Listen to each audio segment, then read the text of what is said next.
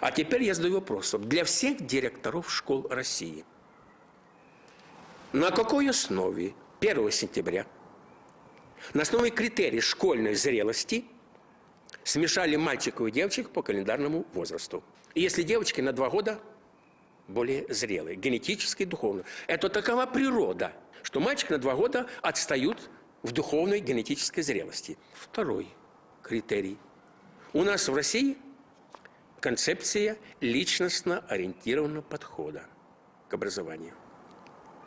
Личностно есть у нас только мужская и женская. Ну а теперь на Западе, благодаря смешанному, в том числе обучению, там личность уже появилась 3, 4, 5 и 6. Они нам навязывают это, но это отдельный разговор. Так вот, концепция личностной ориентации требует, чтобы мы подходили к мальчикам как к мальчикам, к девочкам как к девочкам. Сегодня получается наоборот. Женщина, учитель, она, естественно, ориентирует эмоции, предметы, информацию на девочек. Она видит отклик от них. Мальчики остались изгоями. Мальчикам не интересно то, что интересно девочкам. Запущена педагогическая проблема, сегодня номер 1. На первом месте мальчики. Следующий вопрос. У мальчиков страсть движения выше 4-6 раз, чем у девочек. Опять на какой основе? И, наконец, вопрос к психологам. Запросите методику психологической совместимости этого мальчика и этой девочки. Еще один пример. Мы делали это. Делали комиссия из родителей, психолог и замдиректора. И пошли в начальную школу. Зашли в класс. Мальчики и девочки смешанные. Просим, мальчики, выйдите, пожалуйста, на 5 минут. Они выходят. У девочек спрашиваем: девочки, как вам удобнее себя чувствуете, комфортней, свободнее? Вот сейчас, когда вы одни, либо с мальчиками? Они ответили. Потом мы просим наоборот. Выйти девочек, просим мальчиков. Мальчики, как вам удобнее? Свободнее вы себя чувствуете, свободнее. Свободы нету выше слова, чем дал нам Творец. Свободную волю, свободу, ощущений, переживаний.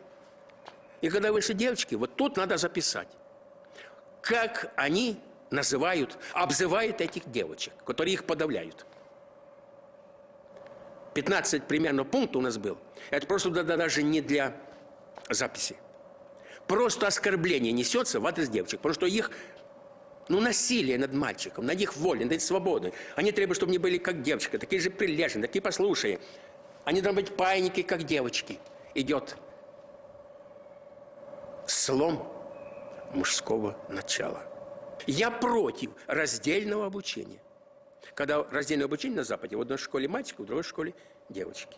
На Западе раздельное обучение – это для элиты, чтобы состоялась личность, чтобы потом мог пасти все остальное стадо человеческое. Все крупнейшие университеты, от Итона, кончая многими другими, только раздельные. Личность состоится только при раздельном обучении. Но мы сделали проще, мы разделили параллельные классы. Как только разделили, мы увидели чудо. Стали меньше болеть девочки, меньше болеть мальчики. Мальчики стали расцветать, стали раскрываться. Их никто не подавляет. Их никто не зажимает, когда к доске вызвали, а все смеются над ним, как на ничтожество, над мальчиком. А он не успевает по темпу гнаться за девочкой, потому что она старше, она более зрелая. Первая школа, где было разделено, это Красноярск, город Железногорск, лицей 103. 10-12 выпусков уже, я счет потерял, выпусков. Ни одного развода нет. Если до разделения отличников было примерно 3%, то после разделения поднялось 8-10 раз. Может работать с мальчиками и женщина, и мужчина. Лучше идеально 50%. Никакой сегрегации. С мальчиками только мужчина, с девочками только женщины. Это неправильно. Мы это проверяли, мы это исследовали. В России уже 700 школ, где параллельно раздельное обучение. 700 школ. Это мизер еще. Чаще противники не учителя, а родители. Те, где девочка. Они чувствуют какое-то подсознательное, какое-то глубинное. Они чувствуют, что девочка вот лидирует. Мир переворачивается незаметно. А все потому, что от рождения. Девочка рождается, у нее дважды геном X-хромосома, двойной запас, а мальчик рождается наполовину мальчик, наполовину девочка. X и Y. И вот для этого мальчикам дано преодолеть себя, победить в себе женское начало, неуверенность, страх, тревожность и так далее. Победить в себе. Если это мальчик не победит в себе, это на всю жизнь женоподобная тварь, дрожащая. Я могу задать вопрос Ростову-на-Дону. Я только лишь мазками сказал некоторые моменты. Всего система. Почему перьевое письмо? Почему букварь размером 3 на 2 метра? Всего 44 патента на изобретение полезной модели. Это огромный разговор. И не надо родителям знать, как учить. Это не задача родителей учить, как врачей лечить и так далее. Нет. Задача родителей элементарно выползти из шкуры овцы. Все. А войти в шкуру гражданина. А гражданина, когда когда женщина идет на прическу, там чек является договор. А почему на услугу стали давать в школе без договора? А школа сплошные эксперименты над детьми. Получается, что дети не сидят на месте. Их потребности в движении методика Базарного не ограничивает, а наоборот поддерживает. Есть результаты у нас. У нас улучшение зрения есть. Меньше стало детей с нарушением осанки. И девочки физически очень развиты по сравнению с тем, что они пришли в первый класс, какие они были маленькие. А в этом классе обучаются только мальчики. К ним совершенно другой подход. Учитываются природные и психологические особенности. Мальчишки с первого раза воспринимают все, что педагог им говорит. Не отвлекаются ни на косички, ни на бантики, а сосредоточены только на том материале, который им подают, обрабатывают его. И вот уже во втором классе мы видим, конечно, результат. Мальчики уже нас радуют своими успехами. Методика Владимира Базарного существует уже больше 20 лет. Применяется она и в других регионах России. К примеру, в Республике Коми, Ставропольском крае, Татарстане. В Белгороде по ней работают только 13 школ. В будущем их число будет увеличено. Сохранение детского здоровья сегодня приоритет работы педагога. В классе девочки обучаются отдельно от мальчиков. Это часть методики Владимира Базарного. Такое разделение используется потому, что дети разного пола по-разному усваивают школьную программу, да и просто по-разному смотрят на окружающий мир. За 45 минут урока дети успевают 3 раза сменить позу. Кто-то пишет за обычными партами, а кто-то стоя на массажном коврике за конторкой. Так следят за детской осанкой. Кстати, в ходу только перьевые ручки. Министерство образования Азербайджанской Республики представляет «Здоровое образование. Здоровая нация».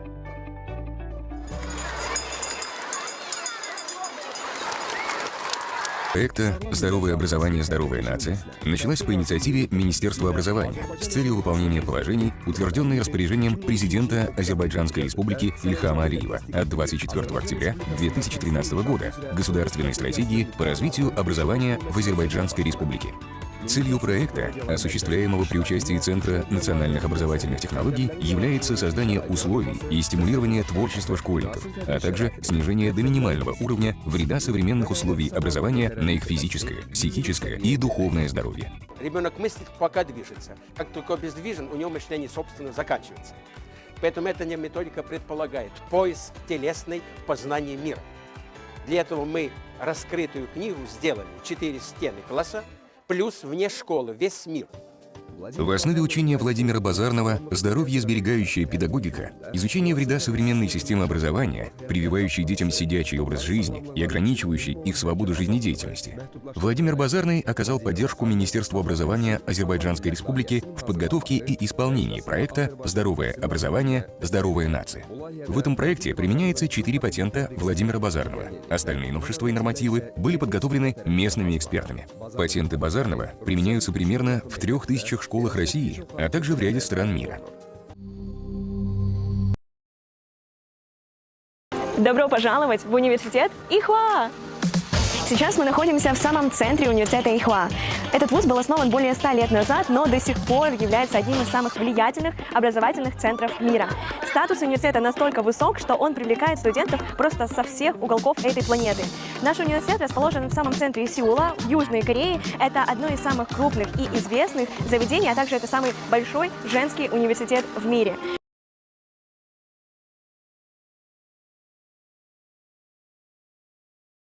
Посадили 20 деревьев к 20-летию. Символично, без лишнего пафоса и со смыслом решили отметить юбилей первого казахско-турецкого лицея в Казахстане. В 1992 году по республике сразу в 3 городах – Алматы, Кокшетау и Туркестане – были открыты филиалы КТЛ. На основе соглашения между Казахстаном и Турцией создан Международный общественный фонд КТЭП. Сегодня он объединяет 28 казахско-турецких лицеев, международные школы Нур-Орда в Астане и Усть-Каменогорске, колледжи в Алматы и Таразе, а также университет имени Сулеймана Демиреля.